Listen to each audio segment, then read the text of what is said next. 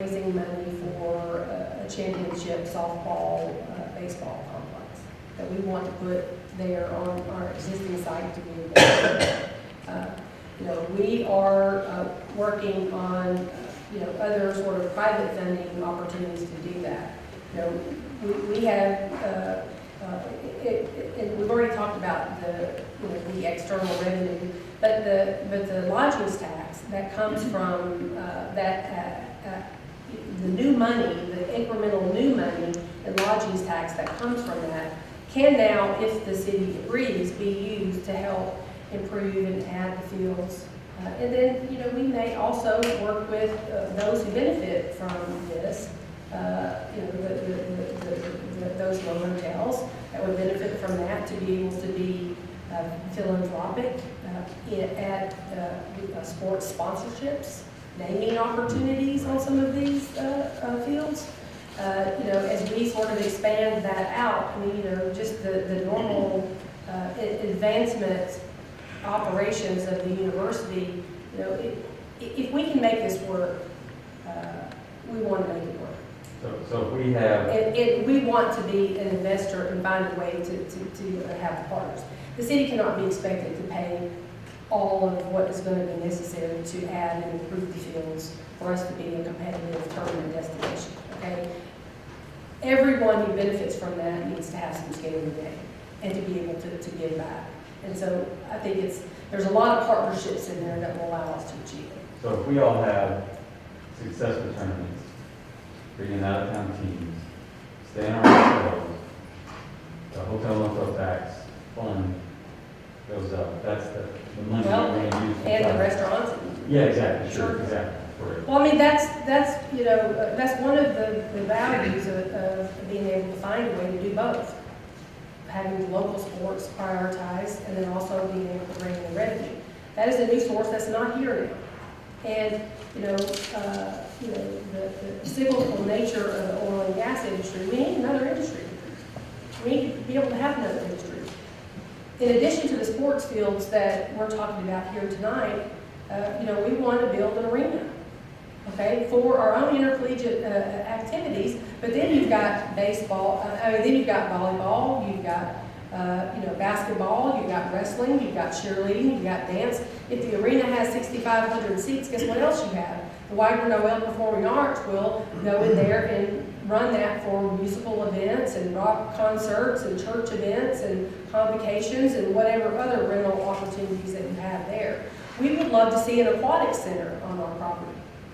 That also serves the university. Our swim team now has to drive to Midland to go swimming. We would like to be able to expand our ability to have swim meets here. So we're talking to Ector County, for example. Ector County ISD. They're needing to expand there. They are interested in some of these, kinds of opportunities. Are there other sponsorships who may be able to help us do that? What kind of revenue can I generate through mixed use on my land? A restaurant that fits into that, or whatever the case may be. So the sports tourism can be bigger than the sports fields that you occupy. Okay, we have a bigger strategy to make that part of what helps the university to be successful, but also brings even more revenue and creates a true industry here that we don't now have. There's no reason that we can't be more successful than Hobbs, New Mexico, with all the assets that we have, in the city. They have a casino. Well, I'm not advocating for a casino. That's not on my list. I would say we're more than used to this naming rights opportunity. So we like to put people's names on things, or companies like to put their names on things. And go along the lines of the concession stand, I think there's a pouring rights opportunity there. So we engage with a soft drink provider, and they have the pouring rights out there. So we know that we have a stock of X, and so there are other revenue opportunities out there that we as a university can leverage. Now, once we talk about naming rights opportunities, those kind of things, what we enjoy doing is putting it in an endowment, and that endowment grows, and we take that, we glean the interest off that endowment every year and pour it back into maintenance, upgrades, facility type things where we're doing improvements because somebody put their name on that athletics complex. And we took a $5 million gift for naming rights and we put it in an endowment, and that generates so much money every year, and we just pour that back into those types of things. So we're not just going to cash grab all these things. There is intention and deliberateness with what our plan is from a revenue standpoint. And I guess having said all that, I mean, those of us sitting at this table over here are all volunteers.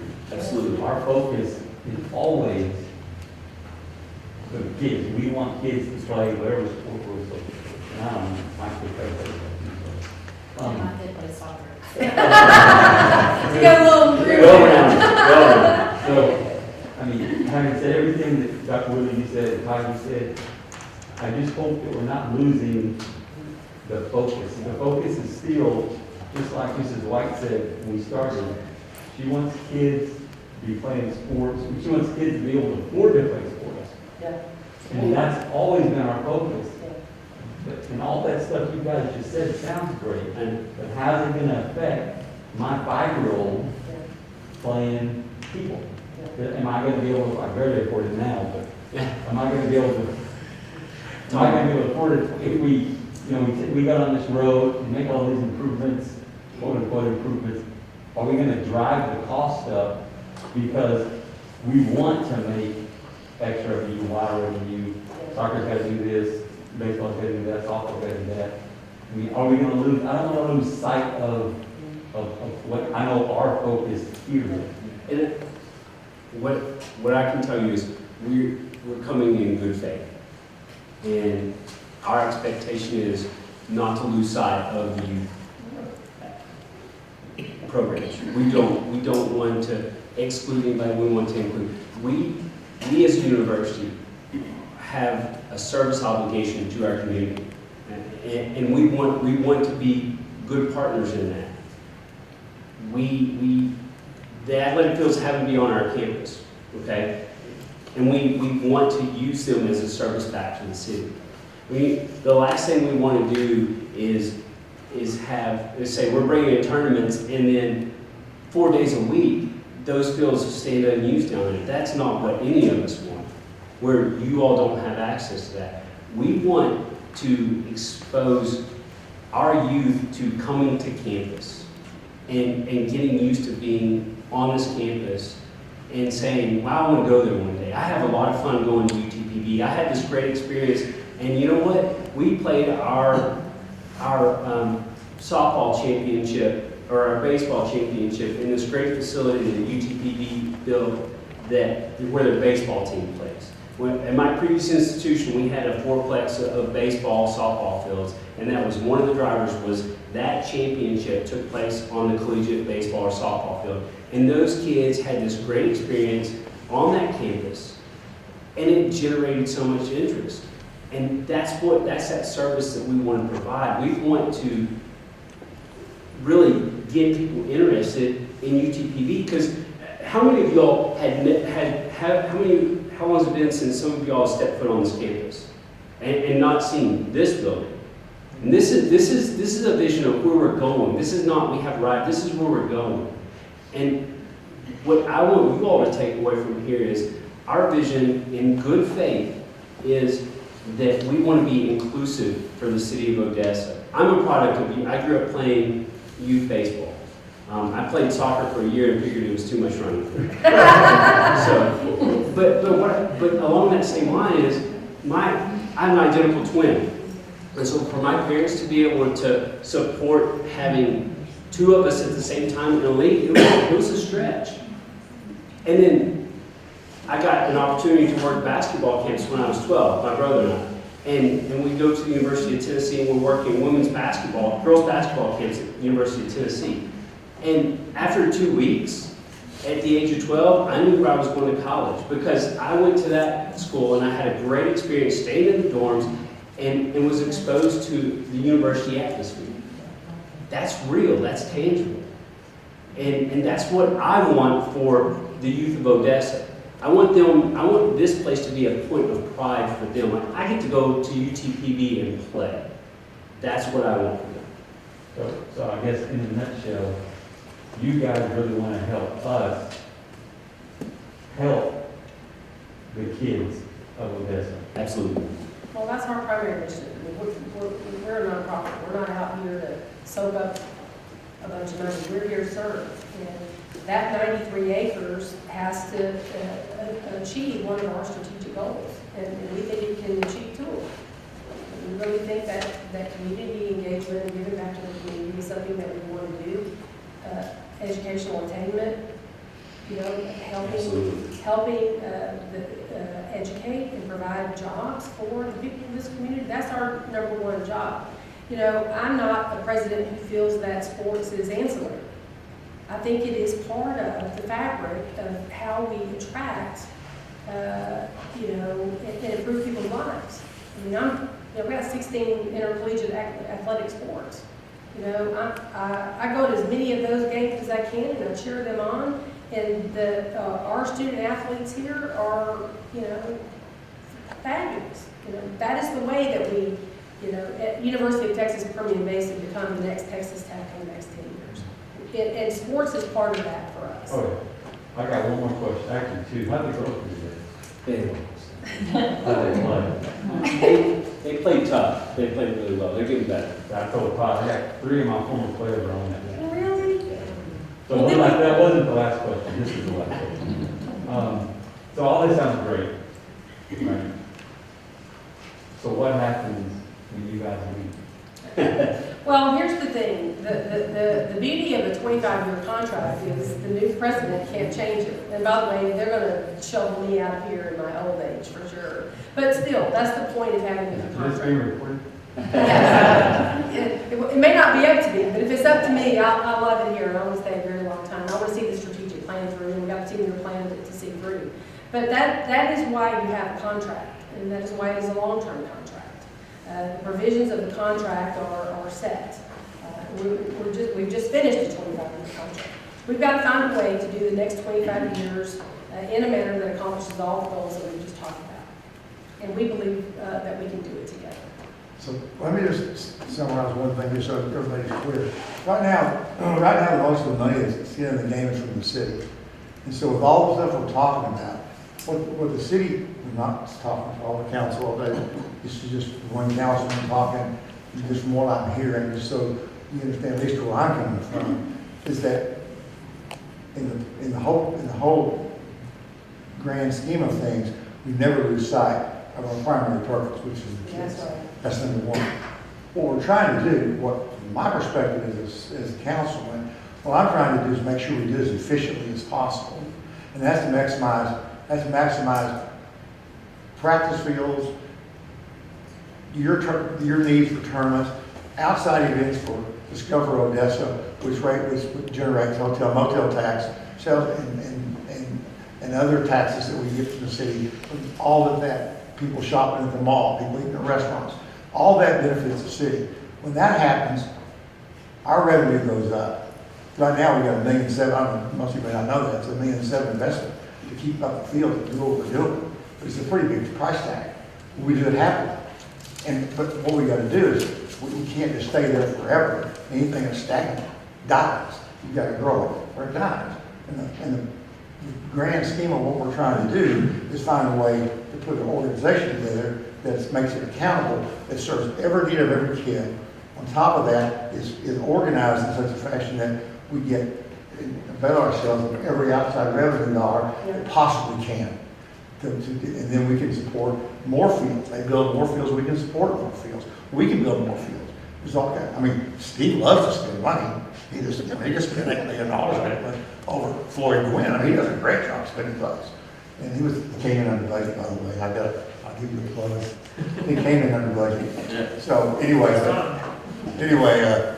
so there's all those kinds of opportunities that you might not be. You got to really think way out there. But if we get the tax revenue is such a situation, and all the developments we've got. I mean, I can see a whole new set of parks going down Parks Bell. We have the space for it, it's out there, the green space is there, right, Steve? Yes. And it's there, there could be 20 softball fields out there, easily. And so, without money, it can't be done.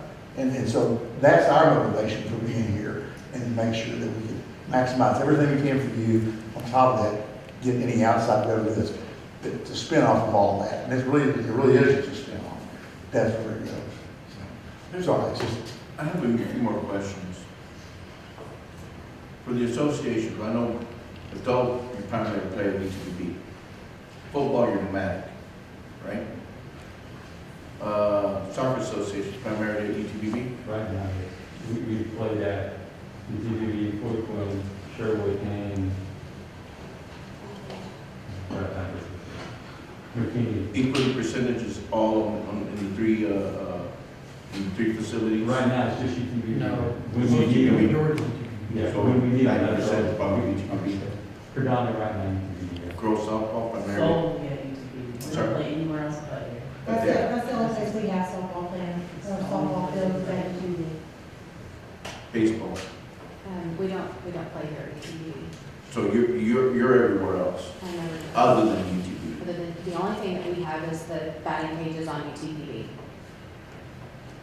Okay. My question had been in prior conversations with the university had been baseball, surrounded about baseball. Because of how many leagues do we have?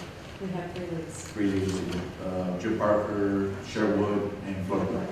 Right now with displays, Right, will be at Kitty, right? right.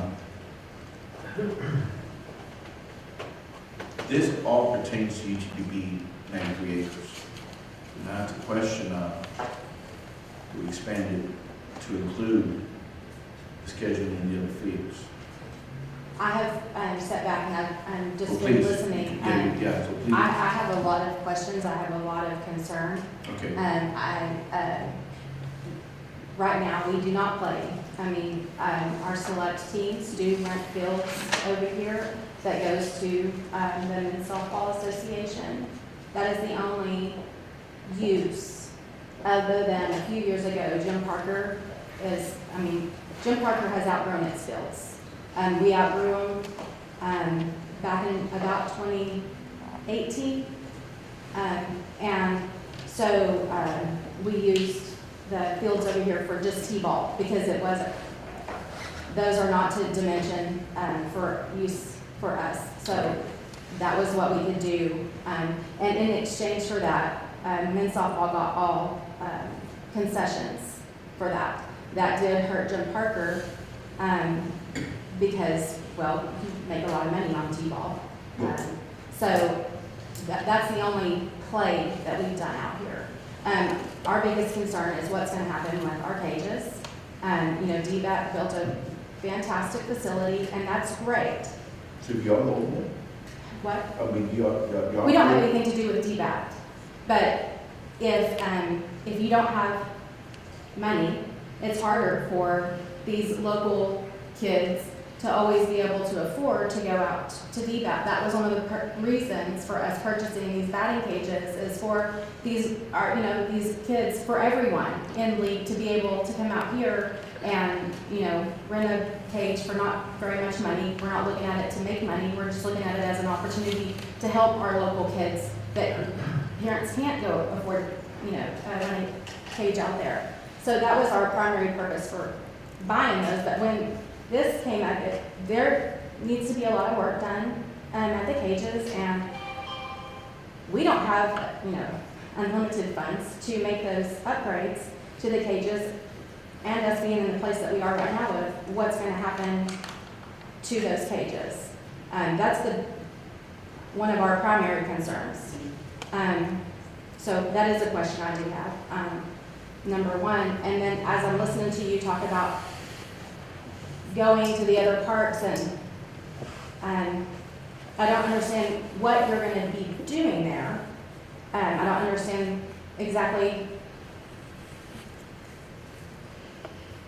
what you're going to offer us, because each association or each league is run by its board, All of them are part of the OYBA board. And the only thing that OYBA does is, send in maintenance requests, light requests, facilitate that use. We are all nonprofits. My question is, how is that gonna, are we gonna be affected if y'all take over that? How does that affect us?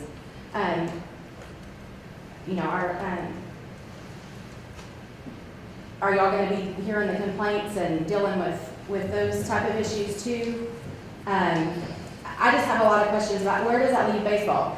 And you're also talking about bringing this, fantastic complex. Well, what does that do for us? We don't have tournaments here. And this is a very sore subject. One of the things, I haven't had this position very long, and I took the commissioner position in November, but my son does play travel ball, and most of those, well, all of those are USSSA run tournaments. That is predominantly what is out here. And I'm not a spokesperson for USSSA. Mr. Hawkins is our area director. I don't know his title. I will tell you, I did contact him about hosting a tournament, because that is a question I get asked a lot by our travel teams is, why don't you do that? And his response to me was that the city didn't provide that back the last tournament they had, that we didn't have the good volunteer base, and that our fields were not good enough, and we were distributed throughout the city. And so you're talking about bringing that in, and my only concern is, well, what does that do for us? Because that's not part of us. And I did pull a lot of information on tournaments, because one of the things that I question, and again, it's just a concern that I have, is most of the tournaments that are held in Midland, we're not getting the travel, anything outside of Permian Basin. I'll say Permian Basin. Yes, this year, 2020, 2021, New Mexico being shut down, it has impacted, and yes, we have, there have been a lot more tournaments offered in Midland. I did pull a lot of data off of the USSSA website, and I can tell you, I pulled all of this. 2014 was the last tournament that was held here in Odessa. Oh, no, I said 2015. 2015. For baseball? For baseball.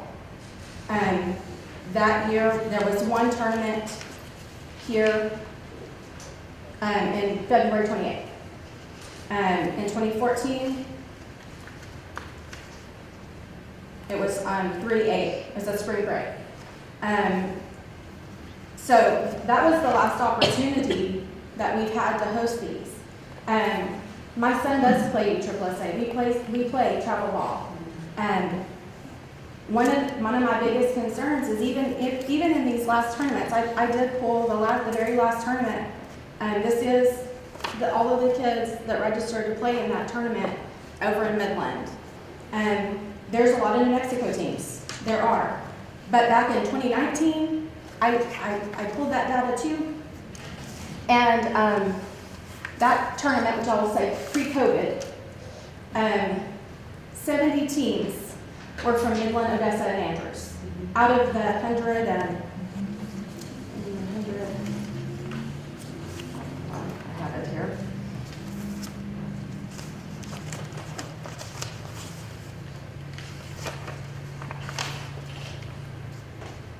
(115 teams, 70 of them were from Midland, Odessa, and Andrews.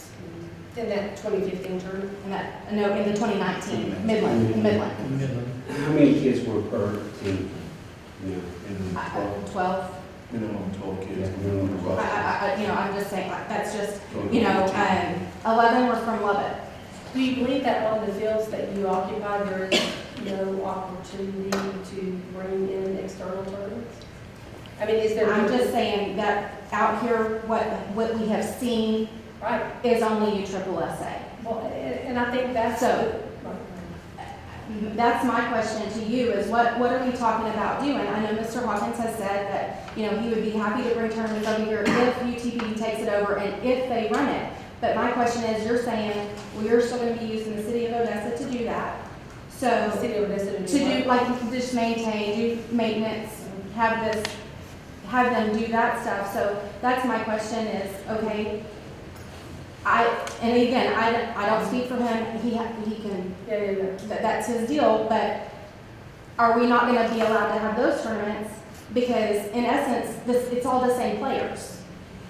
And again, I'm not gonna see anything from that, other than it's our tribal teams who are gonna have a place to, an opportunity to do that locally. I'm not sure if I fully understand what she's. Go ahead. Well, look, Odessa Youth Baseball doesn't have anything to do with any of these tournaments. So what benefit is it gonna be for us? There's no benefit for us right now, because we don't play here. We're not gonna see anything from rebuilding these complexes. It does nothing to help our kids, other than the tribal kids who have a place to play. What could help you? Well, I don't know. Well, let me ask this question. Is there any way to obtain it, what criteria U-Trip needs for tourney play, as far as the criteria of volunteerism, the amount, field? I can't speak for, that's Mr. Hawkins, I cannot speak for him. Can I say something that kind of, and softball's the same way. We run a rec league, kind of like baseball. So it's rec girls. When y'all start talking about tournaments, it's not like soccer. I'm guessing baseball is very similar. We don't have select teams in our rec league. We have just rec girls. So when we're putting on a tournament, it benefits our girls nothing. We don't make money on the tournament. It doesn't benefit our rec girls at all. And I think that's kind of where she's getting And at. that is my issue. I'm like, you're talking about building this fantastic facility, and that's great. My son will benefit from that because he plays select baseball. He may be asked to leave after today. Well, the value of the tournaments, even if it doesn't directly affect you, if you have the field space that you need, you want to protect that. You're not paying, as I understand it, any fees to use it. So you have the benefit that you need to run your league. Right. If we're able to optimize all of the fields in the city in a way that brings in revenue to the city, then our economy does benefit, but also the lodging tax potentially. If the city at some point will agree to invest back in, there's improvements to the fields, there's more fields so that we can expand and not be so crowded and have the practice time. So you indirectly do benefit from a successful operation like we're talking about. It wouldn't hurt you.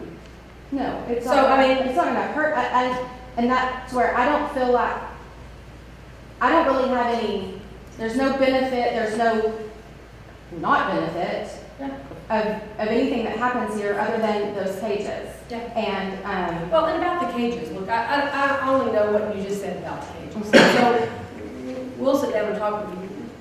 We have no intention of taking anything away that is built or that we've been able to use. Now, I don't have any source of funds to make improvements to that. That will have to come from lodging tax or some other thing. But this agreement that we're talking about going forward, Scott and No, it's okay. my old athletic director, I told him I'm gonna call you Scott wrong. Then it's gonna be Todd. Then it's gonna be Todd. But we don't have any intentions of taking that benefit away that you pay for. No, not at all. Not at all. And what if we were able to redimension some of the fields?